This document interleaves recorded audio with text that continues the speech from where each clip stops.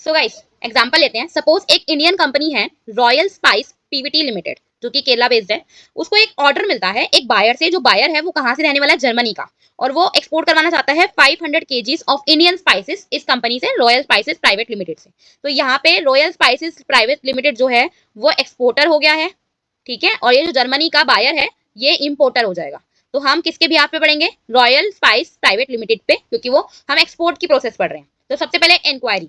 तो पहला स्टेप है इंक्वायरी के अंदर। तो बायर जो होगा वो जो भी उसको इंक्वायरी चाहिए गुड्स के बारे में, जो भी सामान वो खरीदना चाहता है उसकी डिटेल पूछेगा। फॉर एग्जांपल प्राइस पूछेगा, क्वालिटी डिटेल्स पूछेगा। तो जर्मन बायर जो होगा एक इंक्वायरी भेजेगा और पूछेगा जैसे कि प्राइस क्या है, कौन से स्पाइस के, क्या क्वालिटी है, क्या स्टैंडर्ड्स हैं उसके, और जो डिलीवरी की टर्म्स हैं वो क्या होंगी। मतलब जो भी इंफॉर्मेशन उसको लेनी है ऑर्डर देने से पहले वो सबकी सब पूछेगा। और बदले में जो रॉयल स्पाइस है वो एक परफॉर्मा इनवॉइस यानी कि कोटेशन जो है, जिसमें सारी डिटेल्स जो भी पूछी गई थी वो फुलफिल करके उसको भेजेगा।